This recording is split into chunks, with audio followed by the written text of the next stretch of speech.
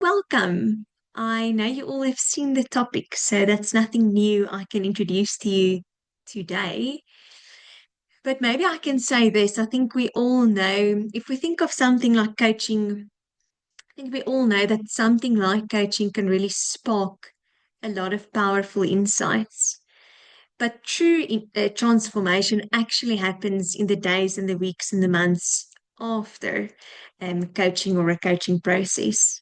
So that's really what we want to focus on with this webinar today. We want to think and talk about and unpack just that critical post-coaching phase, if we can coin it like that, which is then really that period where coaching either fades or it takes root.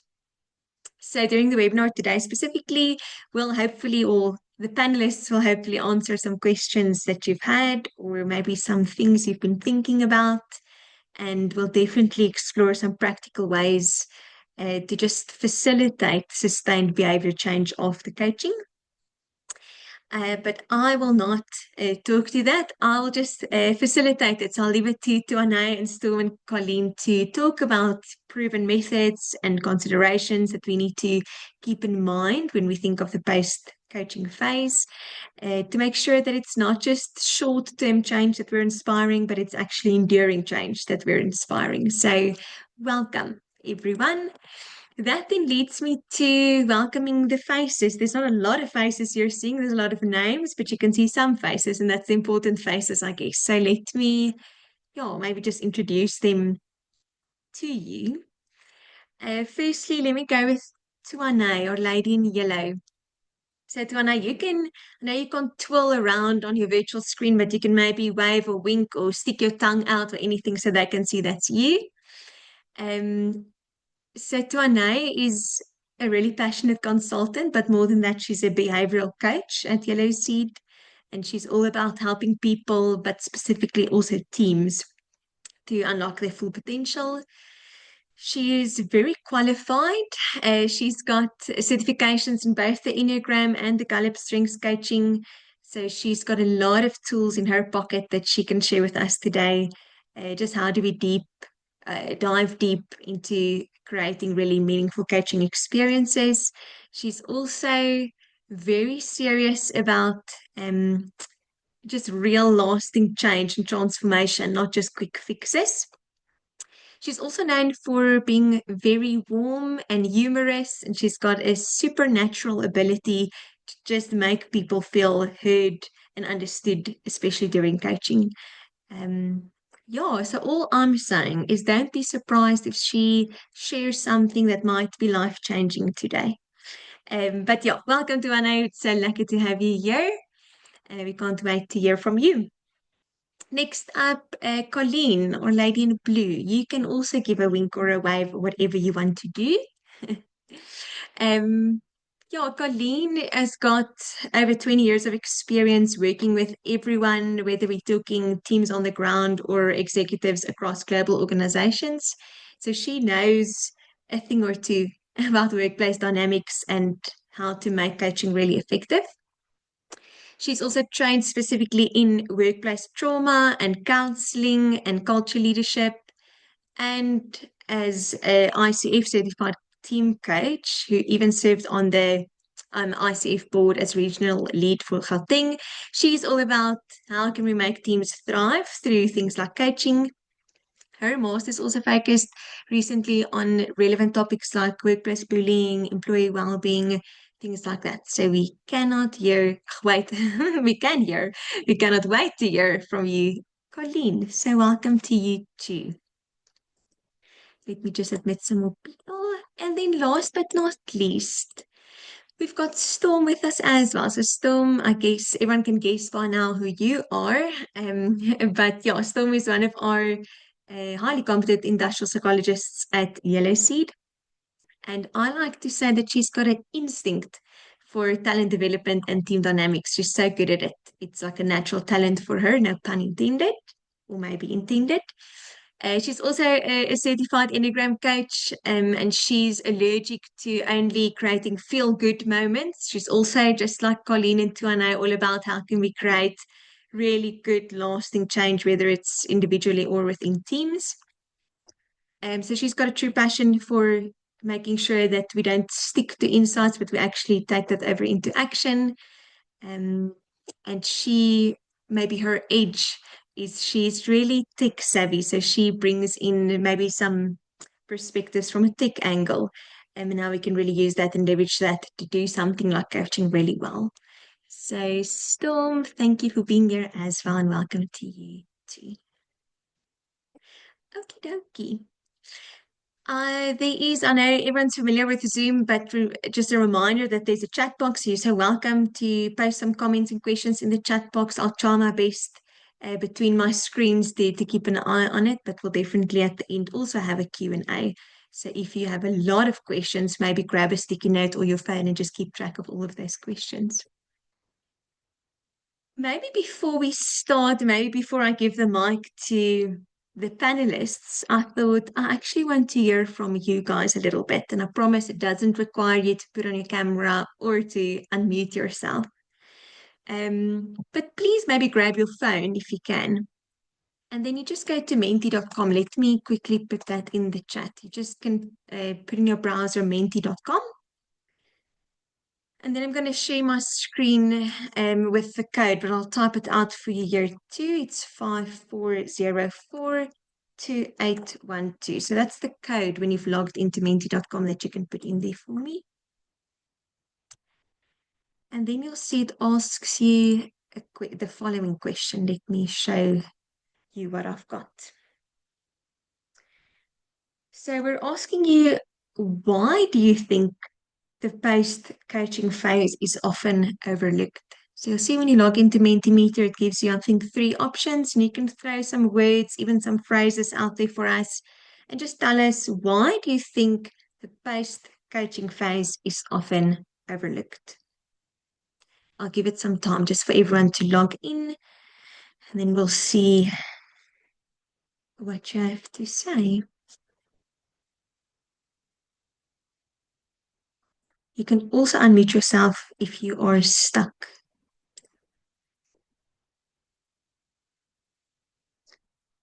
Okay, we see some responses coming in already.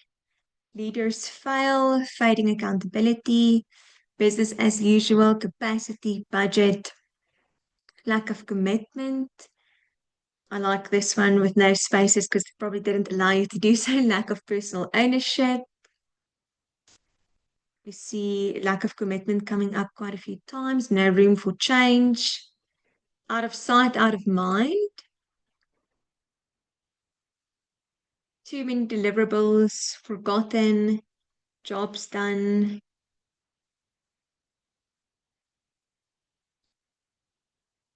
See now the lack of commitment, excitement fades. I'm liking what I'm seeing, so I'm going to keep it on the screen still for a little while. If you haven't logged in yet, or if you recently joined, you can join menti.com. The code is there at the top of the screen as well as the chat box. You can quickly log in and just tell us, why do you think the post-coaching phase is often overlooked? People think it's not needed, lack of support, not following the full process, goals are achieved. We also see quite a few likes or thumbs ups coming in there as well.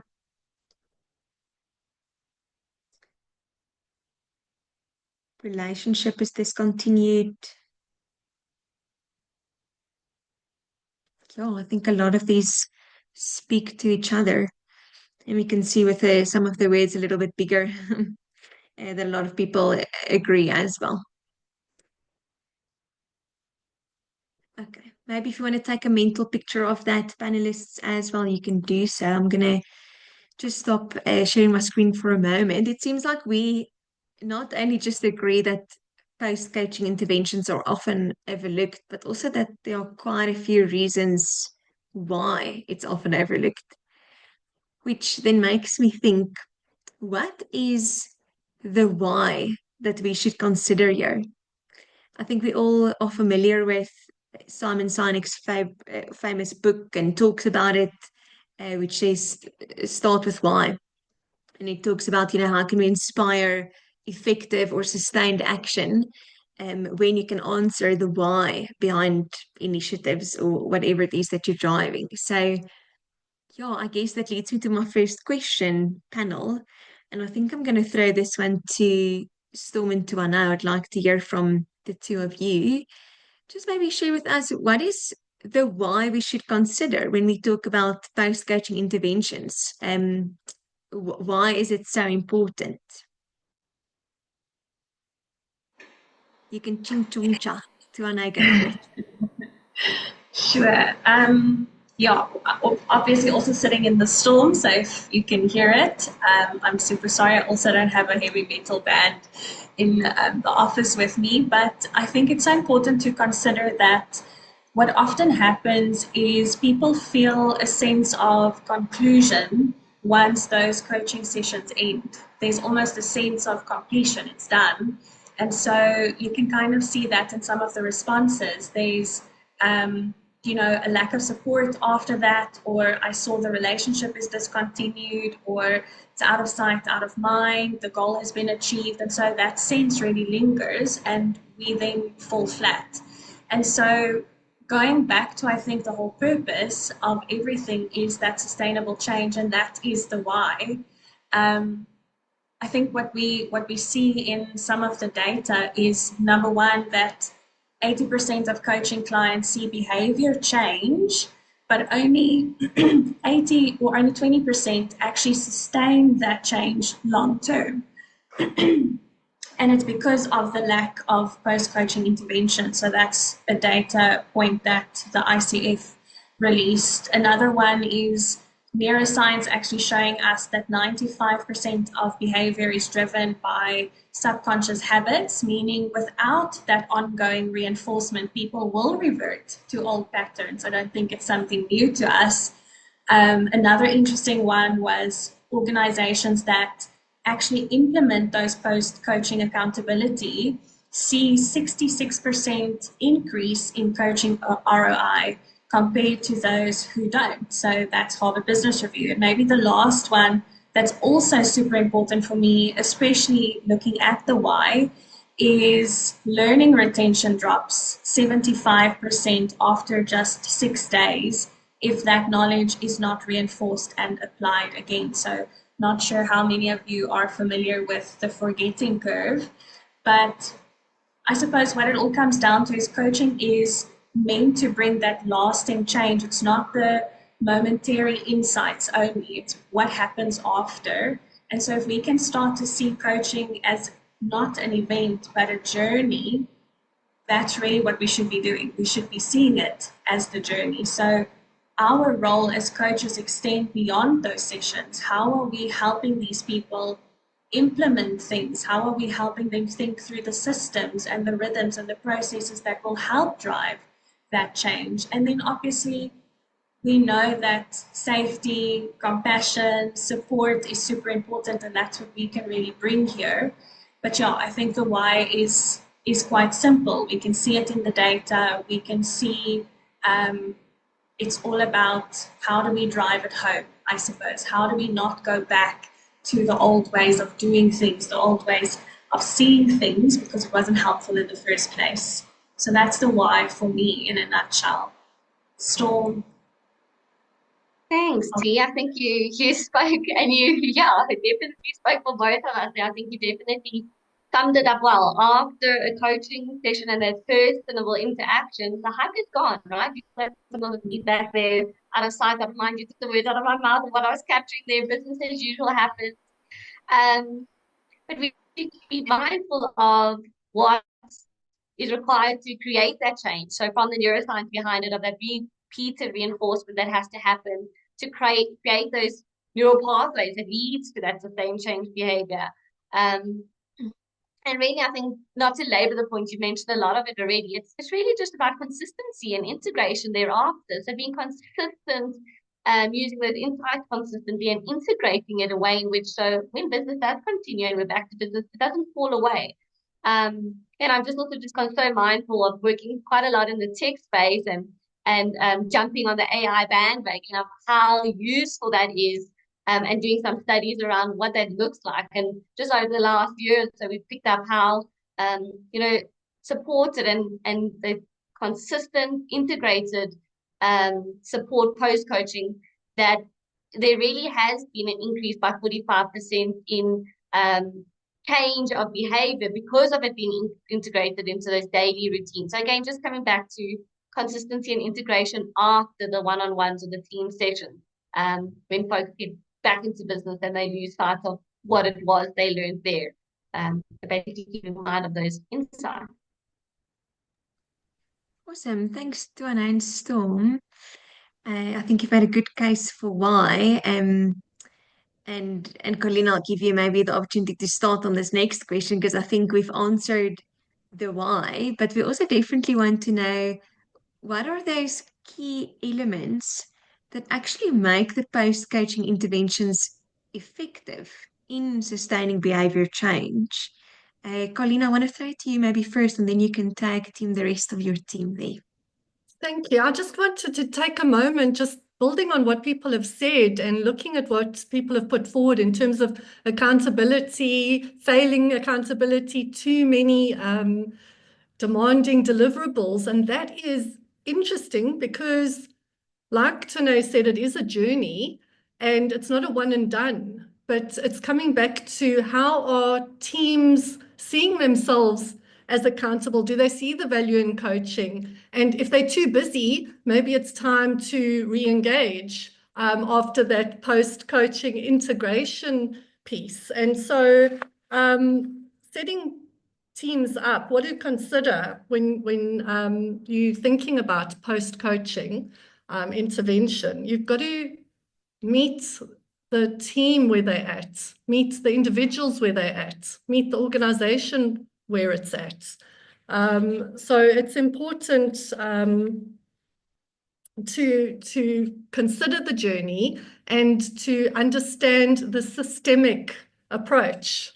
A lot of people, when they think of team coaching, yes, it's a system, but we're individual whole systems as well. And to change mind shifts, get people to really tap into who are the individual systems that form part of a team and what is needed as you journey. Sorry, I'm just thinking about who's in the room, and I'd like to see on the chat if anyone here, if they're leaders of teams themselves, or are we sharing this information with coaches, and what are some other people's views as I'm sharing? Yeah, I think that's a good idea, Colleen. We would love to hear from you if we think about, so we're talking about team coaching, but like Colleen said, there are individuals involved and there's also the organization that's involved. So if you can think of, anything that pops up for you, individual needs versus team needs versus organizational needs that we need to consider when we talk about post-coaching interventions, that'd be really cool to hear from you guys.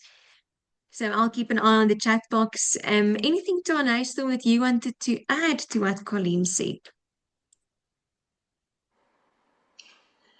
Yeah, I think an important one here is that multi-layer support. And I think you touched on probably one of the most important parts, right? It's meeting the team where they're at and also acknowledging that we have different systems functioning within a system, and we need to give it the space that it needs. And so I suppose it's answering the question, how do we bring elements together that will become part of that living, evolving part of how the team operates? And so when we consider some of those things, I think what's really important for me, and maybe just highlighting, if we think about post-coaching initiatives, that could look different. That would look different according to the type of team, according to the maturity of the team, etc. But maybe it's something simple like peer coaching or accountability partners. Maybe it's reflection journals. Maybe it's smaller coaching circles. There are various things that we can consider here. But I think what's super important is to consider, does the journey that you map out post-coaching or the interventions that you map out, really tackle things like leadership support and role modeling. Will the leader be on board? How are they role modeling some of that change? How do they demonstrate some of those behaviors to the team? Is there reflection and reinforcement like we've spoken about? Maybe it's retrospectives that we are tackling and addressing here, and we are implementing something like that. Is there a safe environment? Is it allowing for a safe environment for people to experiment with those new behaviors without that fear of failure? I often hear the fear of failure.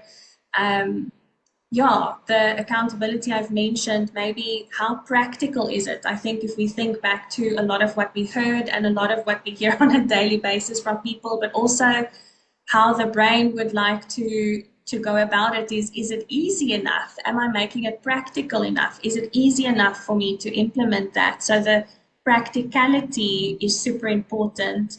And I think one of the most important elements to consider when we design those post-coaching interventions is celebration and recognition. I think we often chase a lot of things, but do we actually recognize or spend enough time celebrating?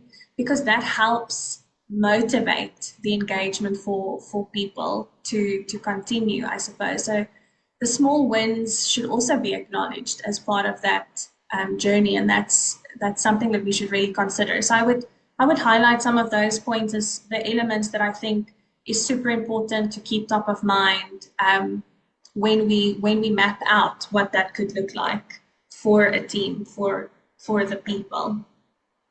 Well, Tone, I just want to jump in there. That celebration is so important. If people are so too busy, oftentimes they don't pause to celebrate the small wins. And in designing post-coaching intervention, it's crucial to co-create with your sponsors in the organization, with the individuals, with the team, and also finding out where is the organization at.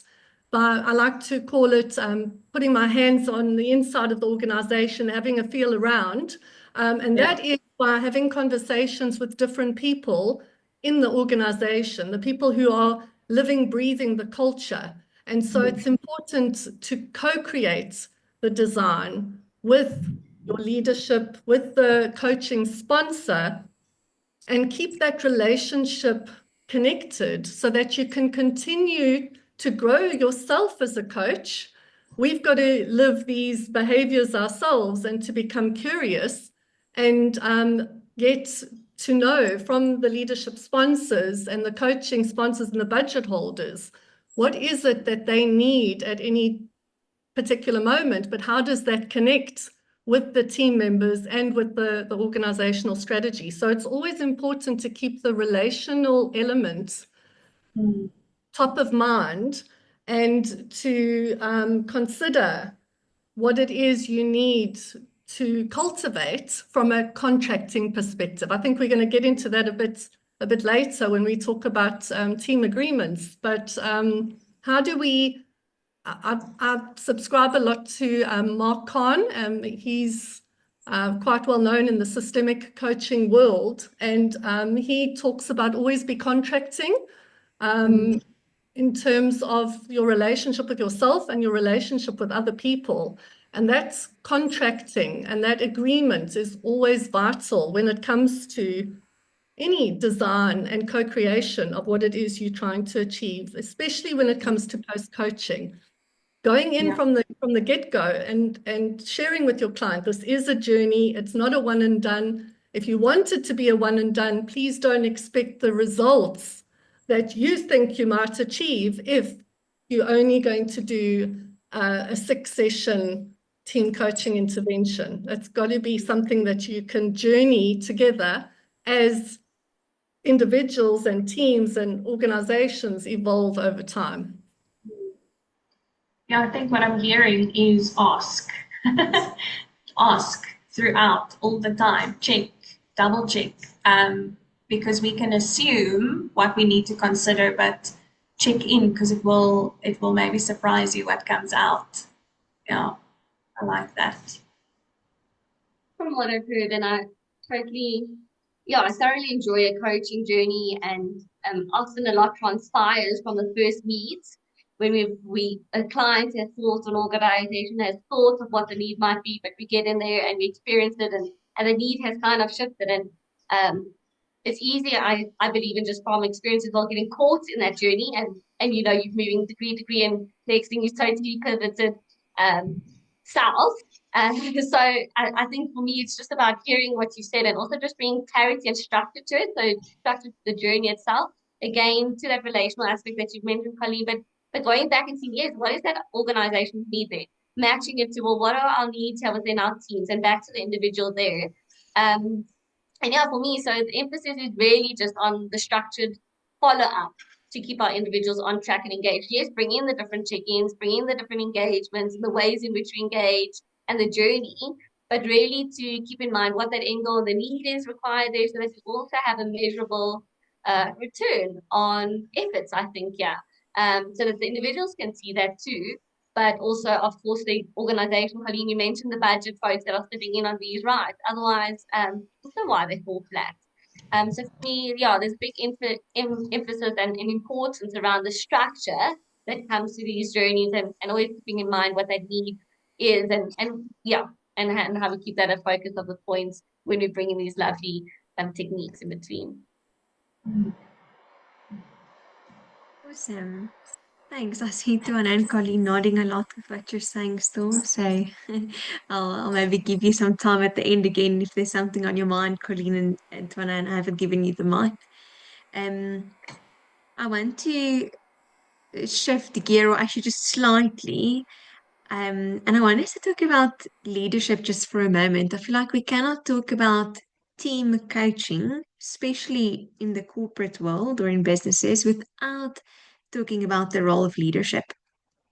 So maybe again, before I give you guys the mic, panelists, I would love for everyone to just quickly jump, if you're not on the Menti anymore, to maybe just jump back on it quickly again. I promise it's the last one. Maybe just for all the new joiners again, you can grab your phone and you can put menti.com in your browser, and then you'll see the code that you can put in there. I'll just paste it again in the chat box.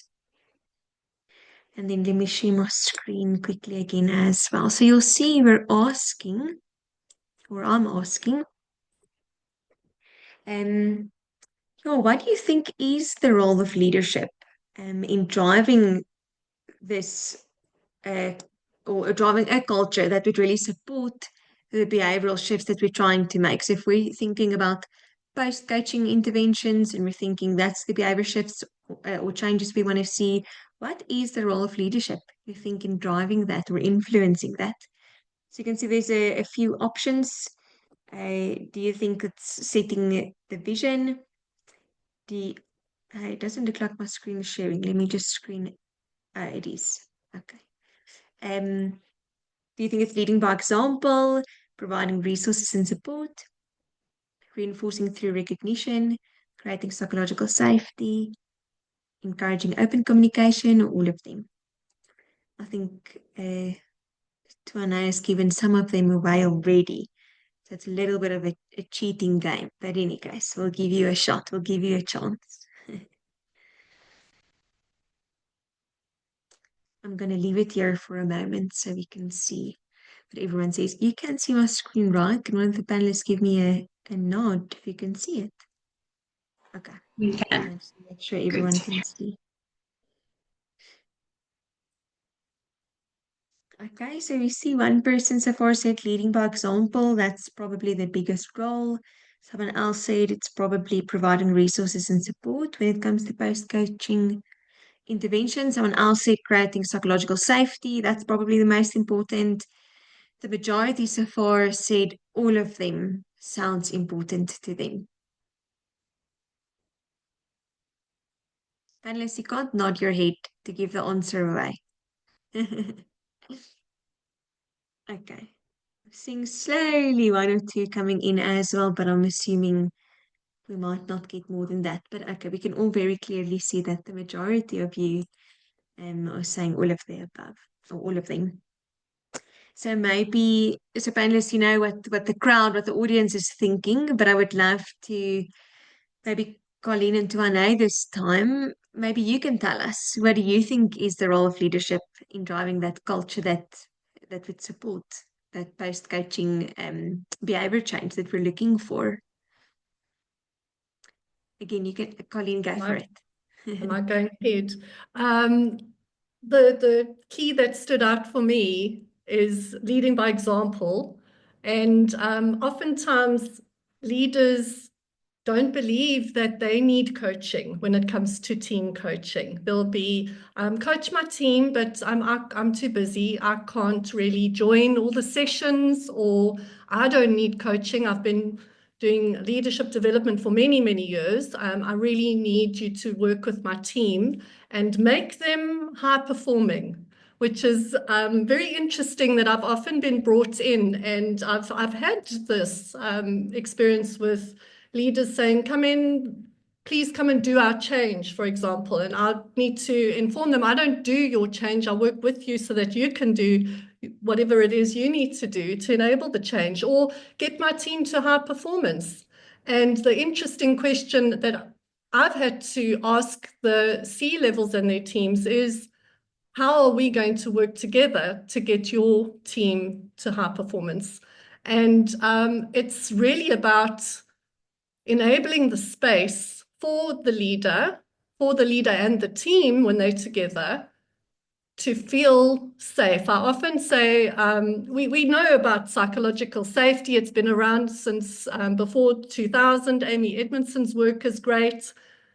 But what is it exactly? And how do we actually act on creating a space that feels safe, especially as leaders?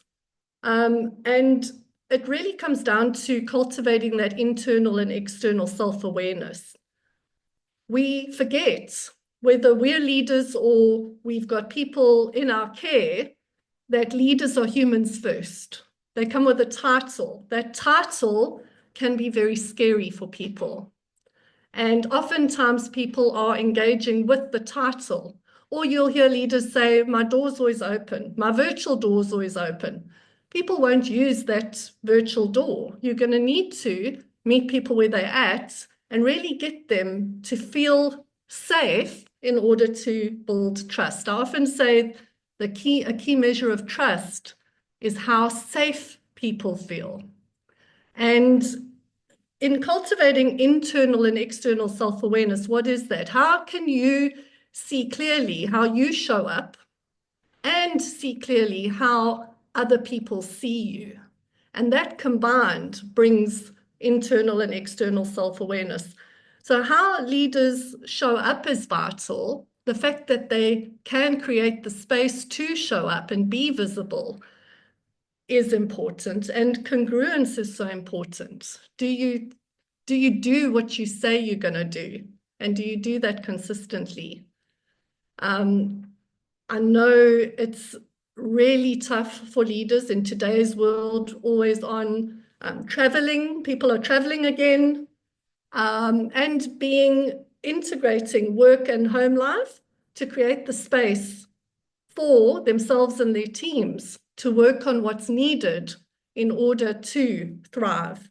And so it's important for us to really look at ourselves and model that when we're working with leaders, because they do have the influence and the power. If they are engaging in coaching and they're vulnerable enough to say, I have the mirror held up to me, and this is what's happening in my coaching space, then the team are more likely to engage and as a whole.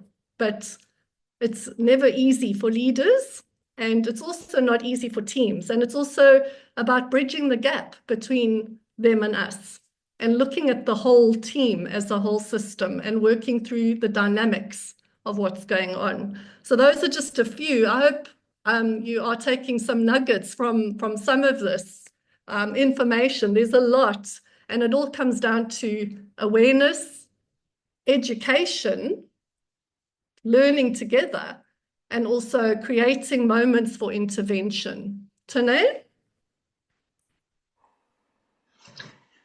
I myself wrote down a few nuggets, okay. I think you touch on such an important point, Colleen, speaking about the inner world of that leader, their own system, I suppose, before you introduce them into the team system. Yeah, I suppose leaders need some TLC of their own before we jump into team interventions, team coaching sessions, so that they know what is expected of them too. What role will they play in this journey? What also just came to mind was I think, understandably so, I suppose a lot of times if we consider team coaching is saying, how can we help this team work better? How can we optimize the way that they are doing things, the way that they are performing? What just came up to me was that we worked with a team very recently, and like I said, I suppose rightfully so, some team leaders shy away from what's going to come out. And that's why that work with that team leader beforehand becomes so important, because they might, be uneasy with what they might hear or what people might share. Maybe they are not okay with a lot of emotion, and that's something that might be present in team coaching sessions. So I would rather avoid it. And you spoke about leaders saying, oh, but I'm not going to join the sessions, or I can't, or I'm too busy. But actually, you really need to be there. That's the whole point of being a leader, is being there. If something else is more important than your people, then we need to look at what's not working here. So really being aware of that feeling and doing the inner work for yourself as a leader is super important, to not run away. I've also heard that particular leader mentioning feeling very alone. And I suppose in this instance, it was, but you were isolating from your team. You were scared of what's going to come out and what needs to be done, and you felt overwhelmed by that. And so you were running ahead instead of sticking with your people. Raino, who's part of our team, spoke about John Maxwell and the leadership dance, and how sometimes you need to be in front of your people, sometimes you need to be next to them, sometimes you need to be behind them. And that's so important here. So I totally agree with how am I as a leader embodying and role modeling those behaviors? Do I start off with being vulnerable and setting the scene for people? Do I communicate that I know the value in this? What do I want us, I suppose, to take away? What is my vision for us here as well? But also inviting them to be part of that vision setting, I suppose. Such an important thing, especially when we think about development and helping these teams, is from a leadership perspective.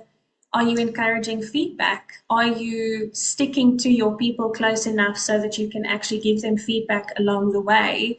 Because that's how they will continue to grow. I have so many things running through my head, but I have a statistic here again. It says that employees are 55% more likely to implement coaching insights when their leader actively models the behaviors. So it's not something that we can shy away from. We need to figure out how to get the leaders involved from the beginning and give them that TLC. How do we help set the scene with them? What do we need from them?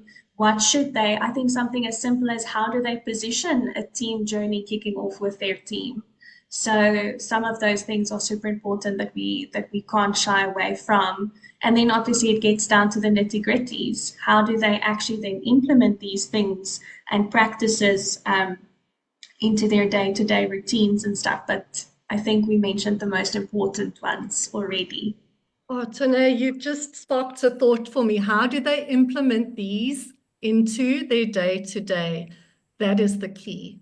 To do that from the get-go, in the safe space, get them to practice it. I've worked with leaders who, like I said, had been on leadership development trainings around the world for many years, until they get into a team coaching session where we get them to actually practice giving and receiving feedback. And it's so important, because we talk about giving and receiving feedback. But as a leader, if you can, or you get your leaders that you work with to ask for feedback. That is something that changes the game. I was in a leadership development with, I think there were 15 leaders, and they said, we are feedback gurus. We do feedback in this culture. We're so good at it. So I said, well, that's fantastic. Can I ask you all one question? How many of you ask for feedback? And the room was silent. And I said, okay, well, that silence tells me there's work to be done, because it's not just about asking for feedback. It's being able to receive it, digest it, work through the triggers, and then do something positive with that feedback. And I know when I'm using these coaching tools in my family system as parents, if any of you are parents, you'll identify with being a leader of the biggest awareness meters you can think of in the world, come back at you with your own coaching tools. It's a learning moment where you've got to hear. I've got an 11-year-old who's going on 21, and he will come back at me and say, Mom, that's not what you taught me. And I'm going to be using my voice, and I'm going to decide when I apologize, but I'm going to need my space. And there's nothing I can do about that, because those are the skills that I've taught my child. And it works in any human relationship. If we remember for a moment, first and foremost, we're human systems, and we're working with humans. Title comes after being human. And if we can get clear with ourselves and connect ourselves and each other with care, using radical, I like the Kim Scott's work, I think it is Radical Candor, where you can be completely honest with courage and compassion. It's the compassion that enables you to be completely honest and direct with whoever it is you need to give feedback to. And I'm going back to the word cloud earlier, where why do some coaching interventions stop or fade? The lack of accountability. Who holds the accountability? Is it the leader? Is it each individual team member? Even if you don't lead a team of people, you can still lead on behalf of the team and bring back the accountability to the whole system. And that is where feedback is so important. I call it courageous conversations, the conversations you don't want to have. My husband often says, you made that conversation look so easy. And I say to him, I can assure you it didn't feel easy on the inside. But those conversations are necessary. And even if you are shaking in your boots, if you're sitting in a boardroom and someone says something and you've got to put up your hand and intervene, those are the moments that really become game changers in the results that the whole system's looking to achieve.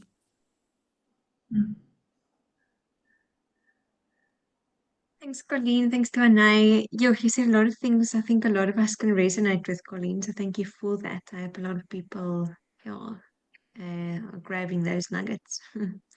I know you've spoken a lot, but please can I ask you one more question? And to Anay, maybe you can chip in here too. And Storm, I'll give you your own question after this. I haven't forgotten about you.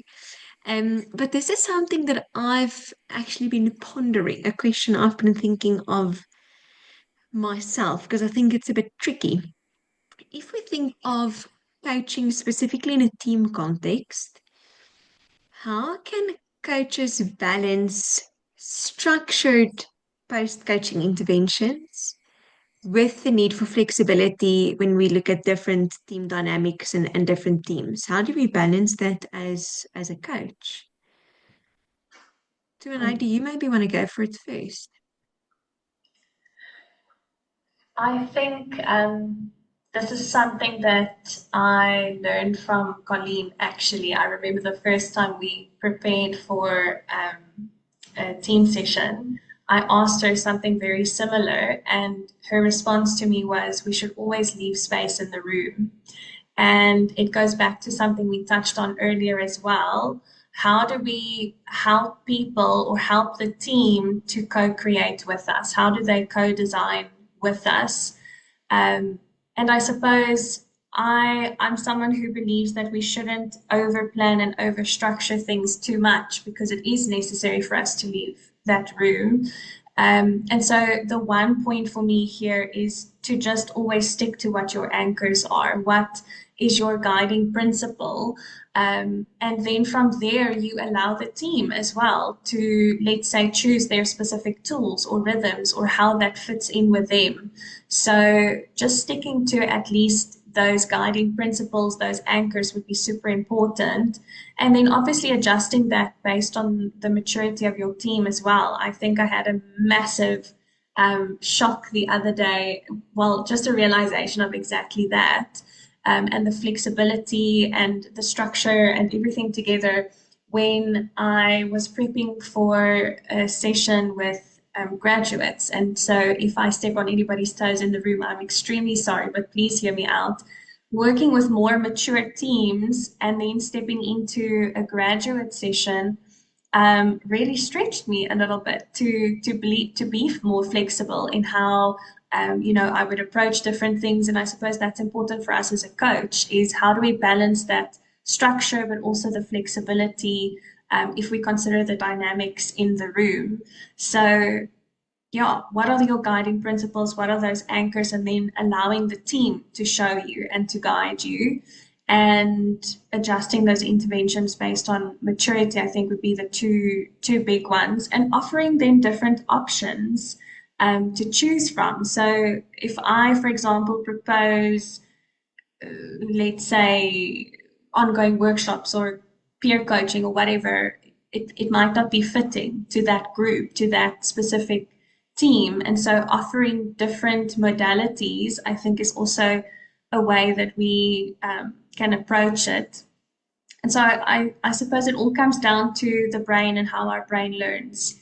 It's in safety, where there's safety and autonomy. So a very important point for me is we need people to know that they can do it, that we trust in their abilities. And so that's where you can become less involved and leave the room, not leave the room, but leave space in the room. So yeah, I think those are some of my pointers, and I know Colleen would have a lot to add here because I learned a lot from her. So I'm keen to know. So it always comes back to the awareness of the difference between structure and flexibility. Too much flexibility and you have got yourself chaos. And that goes for organizations or coaches. So from the coach perspective or the organizational perspective, if there's too much flexibility, there's chaos. If there's too much structure, there's too much rigidity, and it really stifles learning. But again, it's like that is the journey and the awareness. And I often talk about the dance of emergence. So working with what is, having a structure, but working with what is also important. And being able to bring the behavior of flexibility into those moments is so important. When it comes to a few simple, to some key guiding principles, having a few simple rules when it comes to coaching and systemic coaching. People are looking for guidance. They're looking for structure. You spoke a little bit about maturity. Different individuals, different teams within an organization will have different levels of maturity, and it's working with the complexity. I love complex adaptive systems.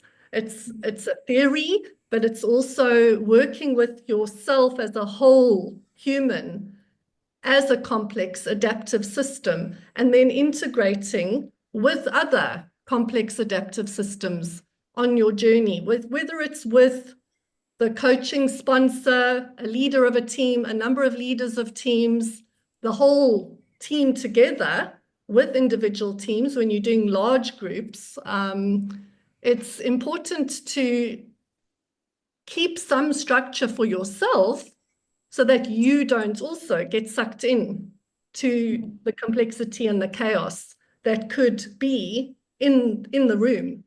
So I often gauge my internal weather based on what's happening in a virtual room or in a physical room with people. If I'm sensing what's going on, there tends to be something going on in the room. And I often talk about every voice being a voice of the system, and also being able to hold the structure of you as coach and not being kind of sucked into the client system. So it's very important to locate yourself, to know your place, and then also tap into what it is that the team needs to provide those few simple rules, and then give over the accountability to the team. Ultimately, it's their ownership and their accountability. You are guard on the side in terms of holding space and getting them to do what it is they need to do. And obviously you're providing your expertise and being that guard on the side, but it's an ongoing science, art, and practice. So I bring in the science, the logic, the art or the heart, and the practice, the actual action. And it really comes down to behaviors at the end of the day. You mentioned something so important now. A lot of times I think the expectation is that, no, but you as the coach are going to do it for us. And I had that in a session the other day with a team where I could sense that there was something else going on, and we've mapped out what our process is going to look like already.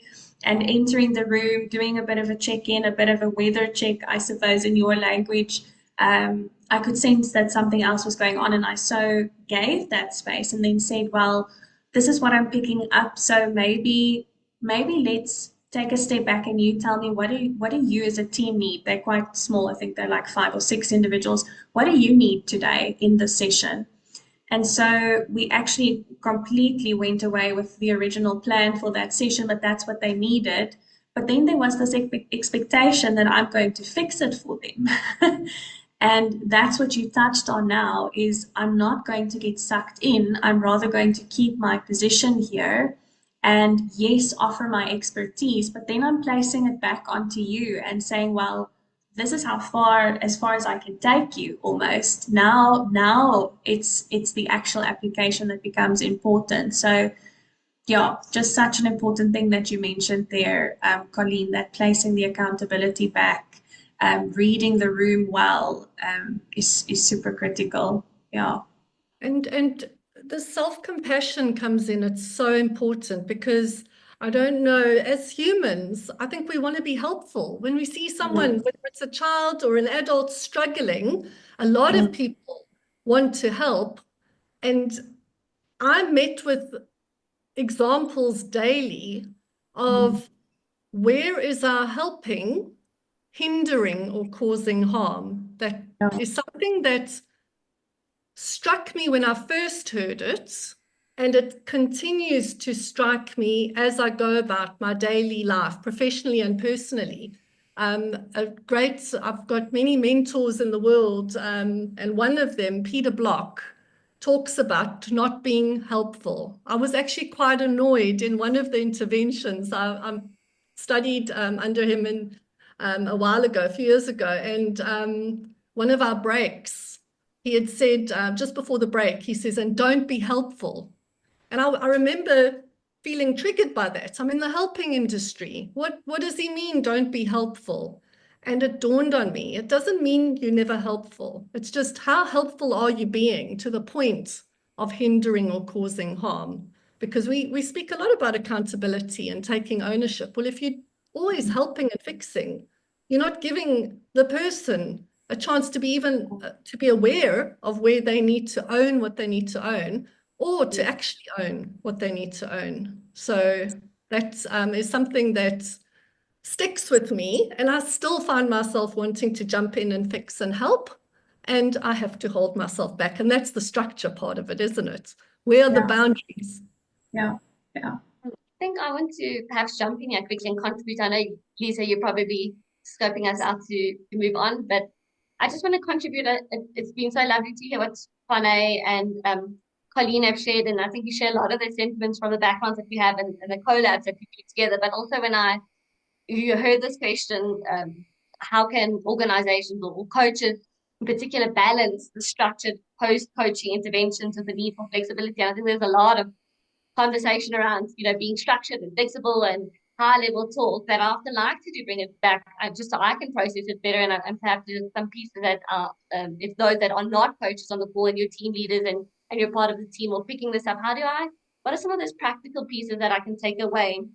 And if I just think about balancing that structure and the practical, I mean, it has been mentioned already, but there's things about not being so rigid about when we check in, but let's check in. Let's a natural flow. Let's build on a natural flow. And so just really practical elements like that. How do we build in feedback mechanisms that aren't quiet of our time, that you've got to fill out, wait for performance review or whatever the case might be, that we have to give feedback, but how do we make it timely? How do we have courageous conversations if need be, there and then when it's necessary? Let a day pass by and you've forgotten about it. Let a few days pass by and it's maybe not relevant anymore, and then you've missed an opportunity to help growth happen, right? And then just part of it, I mean, we can have a list of things that they're quite easy and very practical for us to implement, and we can share some of those on the chat and whatnot. But I'm also always one that wants to come with a way to support our people, our coaches and leaders that support the people on the ground. And I think while we're always thinking about what this journey looks like, we're feeling what our people are feeling, we're sense checking if we're in the right direction. There's just tools that I've come by in the last 18, 12 months in particular that have supported my teams in those journeys, that have just also alleviated some of that felt, because we go in there with our hearts, right? But then we also got to keep in mind when we step away, the teams are probably left with lesser knowledge on how do I maintain this, what do I do from here on out, and how do I grab these insights, how do I collect all these insights that I've jotted down.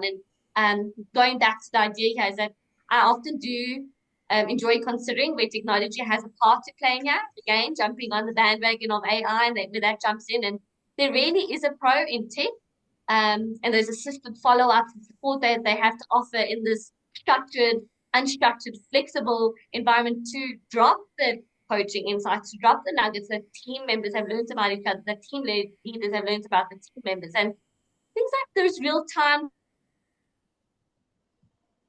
coaching, feedbacks or data-backed personalization, comments or tips to improve on have really been a huge win in research. It has indicated that there's about 83% of individuals who receive these tech-driven follow-up interventions where the coach has stepped back, the leader did get busy, business did busy as usual, right? Maturity was a bit lower.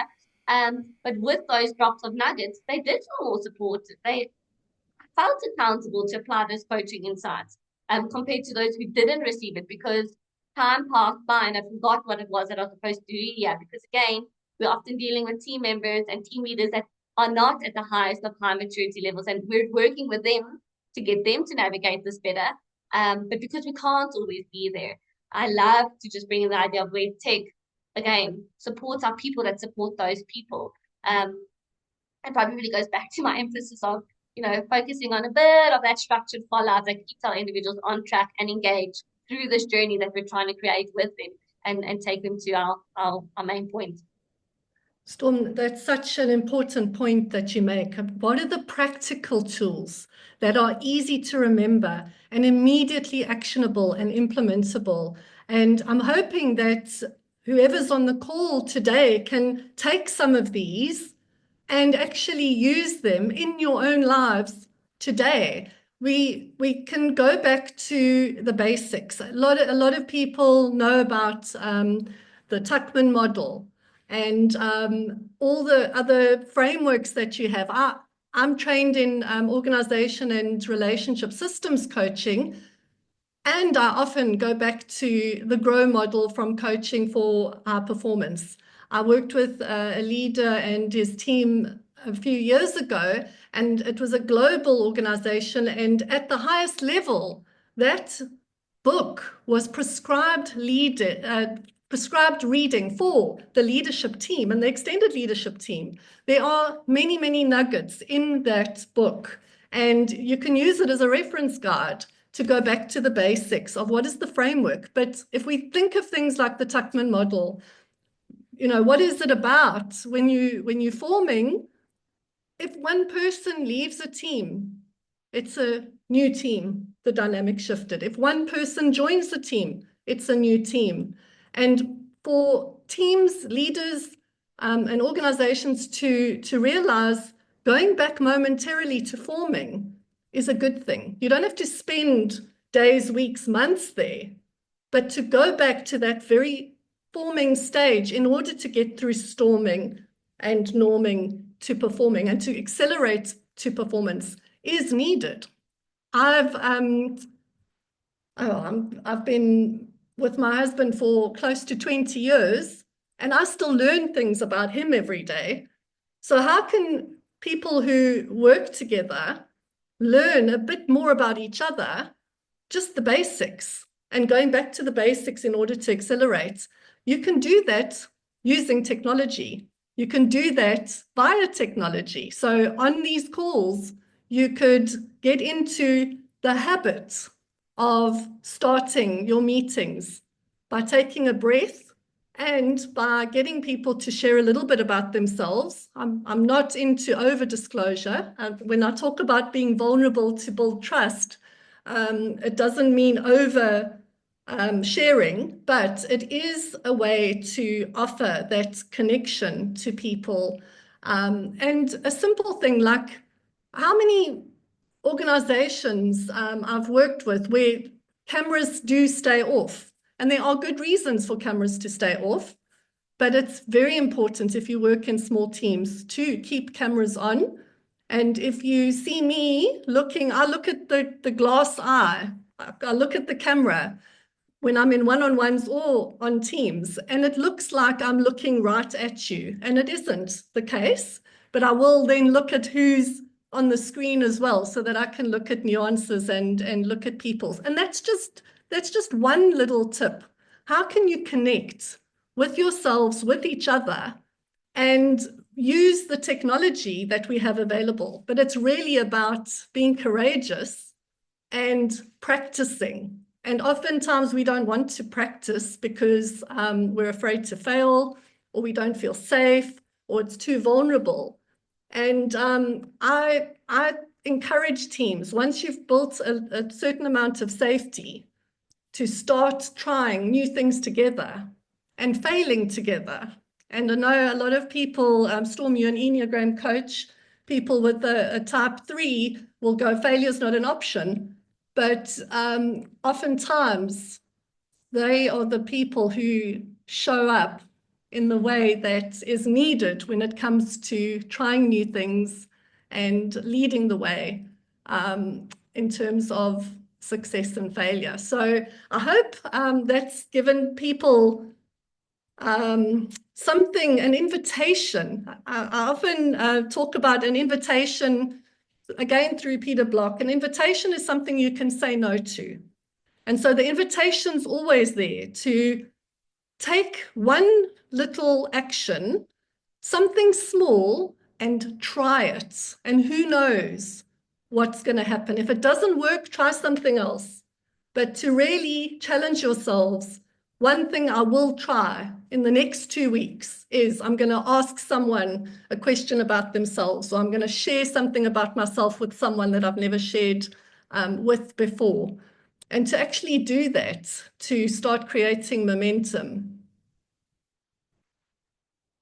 Thanks, Colleen. You're so inspiring. Yeah, so thank you so much for that. I know, yeah, we want to leave some time for Q&A, so perhaps I'll pose my last question, but I just think while we're on this practical note, I think we've spoken about some structures and systems that organizations and coaches can put in place to support behavior change, but I want to just maybe as a last focus point talk just a little bit about the individual, the coachee, the person that's being coached. So still, maybe you can think of this question while I pose it, because I would like to hear from you, since yeah, I've given the mic a lot to Tana and Colleen. So yeah, maybe you can just tell us, how can individuals take ownership of their post-coaching journey rather than solely relying on these formal structures or systems that we have been talking about? Okay, thanks, Lisa.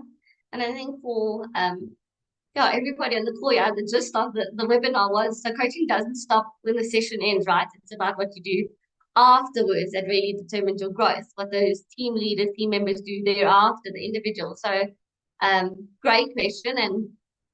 And by now, mark a structured, practical response and thought approach, but first and foremost, and it's pretty much my process of the work I do, whether it's in this space, talent space, or any other project space in the consulting world, but it's connecting it to the why. So you open us up with that statement, Lisa, from Simon Sinek, but it really is so important if we think about the individual that's going through this. And coaching insights are great, but they only stick if they truly matter to the individual, right? So we want them to ask themselves, how do these insights and how do these changes align with my values, with my career goals, with the team that I'm working within, the system they're functioning in, and so that they can really truly understand what that impact is and what that why is. What was that burning platform to getting us to this point? And so if someone can really see that personal significance, then they're more likely to sustain new behaviors. And really it's just about having a conversation and having them unpack what this looks like for them. Practically, we do some great ways. There's a bit of worksheets or card sorting, but that gives meaning to the journey that they are in, or they are on, a part of the bigger team that they are in. And secondly, we've spoken a lot and we've heard about accountability, and we had a quick chat about, well, what is accountability? You're saying you need to be accountable. You're saying you need to take ownership. But so practically, again, to get our individuals really to get a hold of this and to hold themselves accountable, you start by getting them to set goals based on what they've learned. So the key here is self-set accountability. Not thinking about what the external pressures are. If I don't show up in full form like so, my team is going to see that, my leader is going to see so, but they need to set their self-set accountability, and they need to think about what motivates themselves to drive them through this development journey, to drive them through, again, why it is I'm doing what I'm doing here. And then I just was jotting as I heard a lot of information, the neuroscience of habit formation. Real change, we know it doesn't happen overnight, and our brains need that repetition to reinforce new behaviors. So that's why our daily practices like setting measurement goals and small action steps, and why I mentioned before, what are those practical steps we bring within our teams, even though we are quite dynamic, teams are dynamic and different amongst each other within a structured organization. What are the daily practices that they can put into place or expect from one another? It doesn't have to be as rigid as a day and a time within a week, but what are some of those expectations that I need to show up and contribute to that will reinforce those behaviors that we're trying to shift over with? And then I guess part of that too is really just encouraging individuals to reflect. So we do one-on-ones, in the past, if we've taken individuals through personal development journeys, they've got opportunities to reflect and share with their peers and their colleagues, and it doesn't have to be so extensive, but just check in here and there with yourself. And again, I love technology. You've got OneNote, you've got a platform like Cloverleaf where you can reflect on a quick insight, but just so that there's purposeful thinking about what I'm doing and how this contributes. And I'll leave room for more of the team, but I really just want to add into that how that data integration supports. We've seen through technology again that our people are 60% more likely to sustain that long-term behavior change based on this reflection and deliberate reflection thereof. So, Storm, I've got to jump in there because it's a segue from what you've said. You've mentioned purposeful thinking. You've mentioned being deliberate, And that is really what it's about, paying attention to what you're paying attention to. When you're reflecting in a moment, how do you reflect on your reflections? But that's where team agreements come in, and they don't have to be fancy. They don't have to take days and weeks to, I mean, you can do them in chunks. If you've got team meetings, you can start off with just the behaviors. We often talk about shifting behaviors. There are many behaviors linked to intrinsic values, but what are 1 or 3 behaviors that you as a team want to express and experience? And if you can pick one behavior and say that's going to be the one that if anyone here doesn't live up to that, this is how we as a team are going to lovingly handle it. We talk about loving critics and being able to share with people. I noticed something. Do I have your permission to give you some observational feedback of what happened? And then sharing with the person what it is that came up or how you experienced the person's behavior to create that awareness. And that is something that can happen right away. You can implement what are the 1 to 3 behaviors that we as a team want to live by. And then the most important is, what are we going to do if we ourselves or we notice someone on the team isn't quite living up to those behaviors? What are we going to do then? And how are we going to handle it? Because it's something that we're agreeing. And why are we doing that? It's because we want to build trust and we want to build the glue and we want to get ourselves to the collective results that we are all looking for. And we want to co-create the kind of culture that we all want to be part of.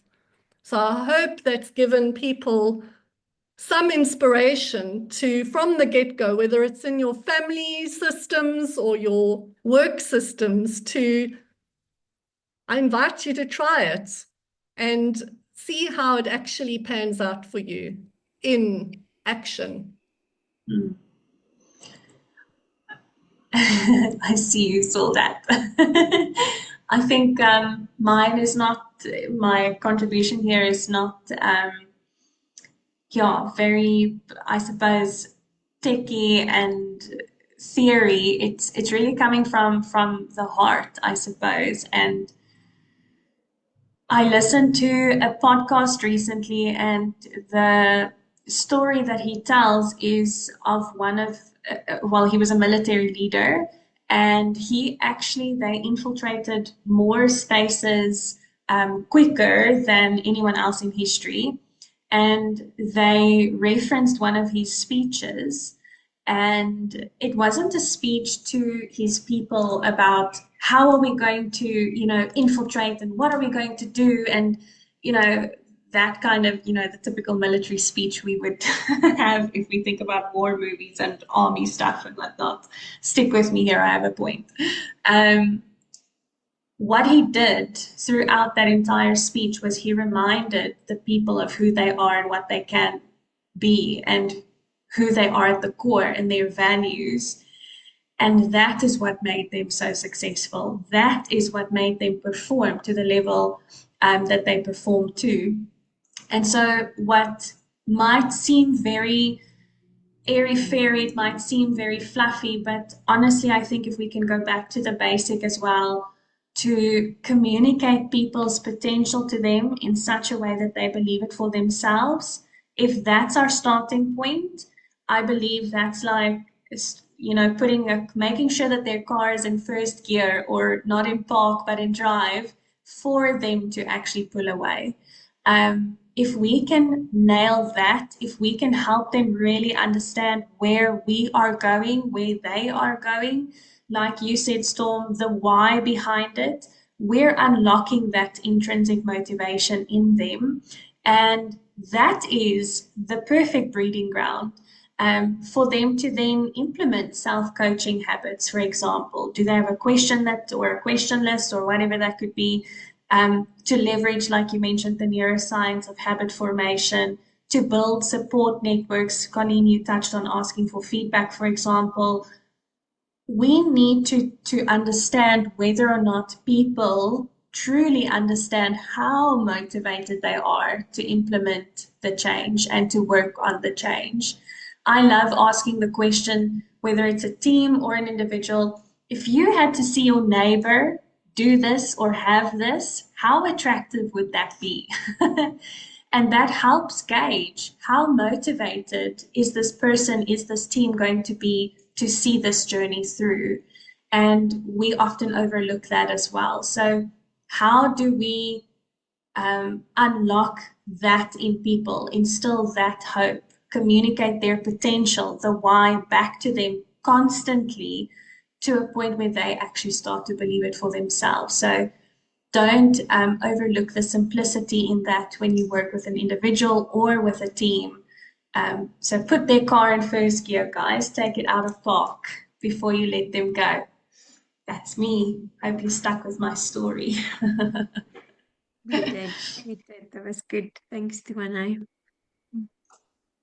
I have 10 minutes left, so I definitely want to give just anyone in the audience an opportunity. If you have a burning question, or maybe a comment that you want to share or an experience you wanted to share, you're so welcome. This is your time to shine. So you can use the chat box if you're more comfy with that.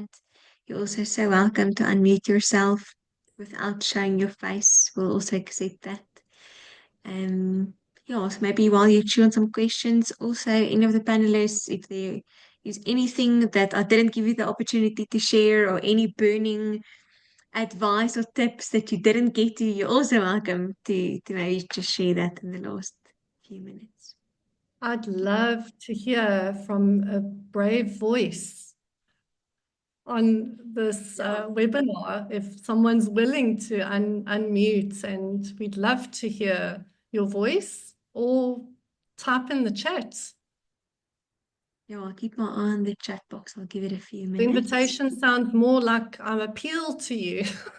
I urge you. I'm going to take you serious on that invitation. You said invitation, you can accept or reject. Yes, I did. They're rejecting. Thank you for demonstrating accountability, Lisa.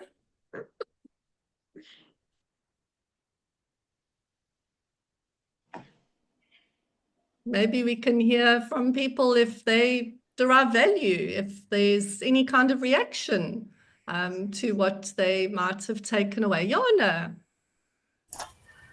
Let me just see if my, can you hear me and see me?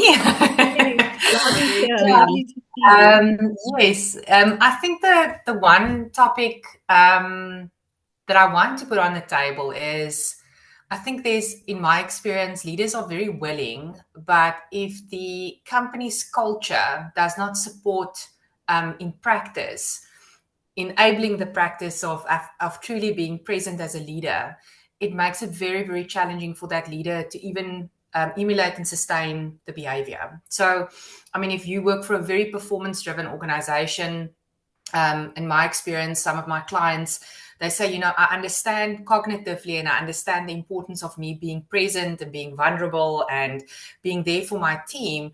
But if I have to weigh up the performance expectations and the ability to sustain that, you know, being present and vulnerable and supportive of our team, sometimes it's just, it's a lot to balance the two. So in my experience, lots of the leaders in their coaching circles would say, I understand that I must make the time. I understand I must be present. I understand that I must be vulnerable. But if I have to also drive performance and there's pressure put on me, to balance the two is sometimes very, very difficult in some cases. And I think it's there with the organizational culture. And also, I think more so, stick to what you say is important.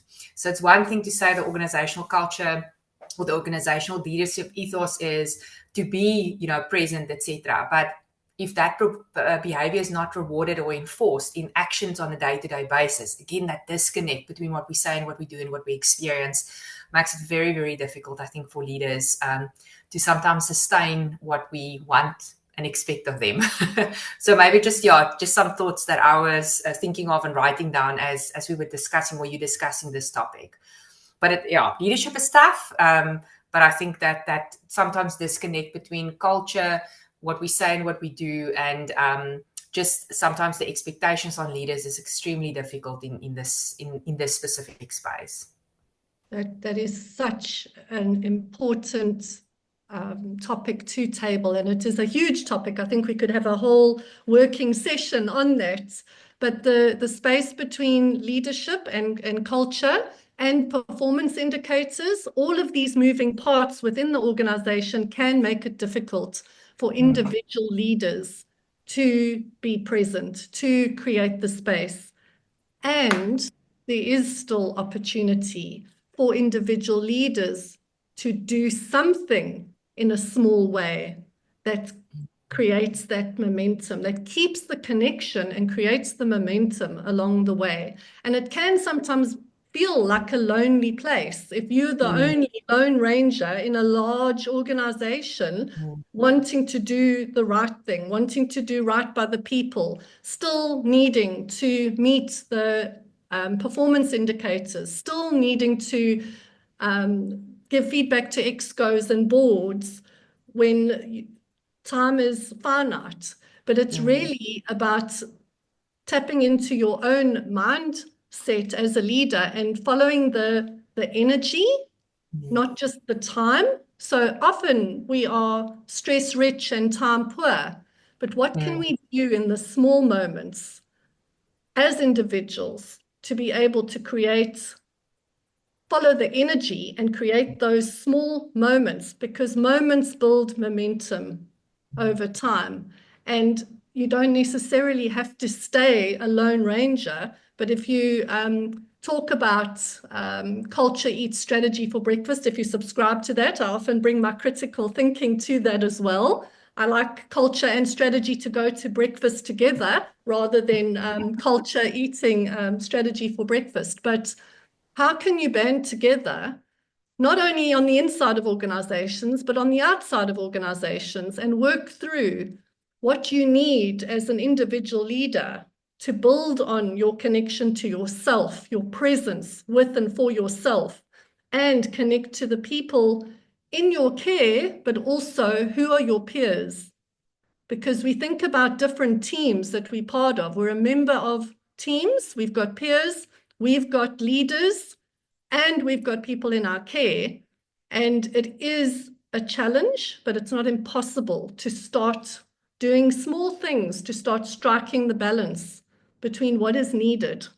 And often to ask yourself, what is needed here in this moment can sustain that momentum over time. I don't think I've answered your question, Jana. I think it's an important topic, and I think we need to keep turning toward this topic, remembering that leaders are humans and we're working with humans, and organizations are huge sometimes. How do you get to balance all the parts, and they're moving parts together? So thanks for definitely it's a very topical topic. But this is again why I see coaching as such a value add, because typically those leaders that struggle with those types of questions need an objective outside mirror that can support them and say, but you're okay. If you want to stick to the plan, although the rest of the environment is maybe not as conducive or maybe not as supportive, just to have that outside support structure to play back and help that individual to get fit in being able to sustain that behavior, even if they're not operating in an environment where it's encouraged. Because we know it can be very demotivating if you're the only lone ranger. So again, the value of coaching, having that external objective view, I can just say to you, not crazy, you're busy with the right stuff, just stick to the plan. Absolutely. And I'm just turning towards Tone's message of what's the 1%? Because oftentimes as a coach, I can feel deflated and defeated. And then you look at the state of the world, you go, oh my goodness, why do I get up and do this every day? Come back to the 1%, and the 1% in yourself and the 1% in others. Try not to lose, what's the word I'm looking for? I say don't lose hope that there is change that you can make, but it's not always only up to you as an individual. And how can you ignite that in someone else and then work together? Thanks, Joanna. Thanks, Colleen. Thanks, Danae, for your comment there as well. In the last minute that's left, anyone that wants to jump in quickly with a question or in the chat box. Okie dokie. Everyone's just thinking, what are they doing for dinner? And that's also okay. That will then be the end of our webinar. I'm going to stop it right here. Twanay, Storm, Colleen, thank you for your expertise and sharing it with us so willingly and richly. It was really awesome to learn from you. And then, yeah, we hope to see the rest of you soon again.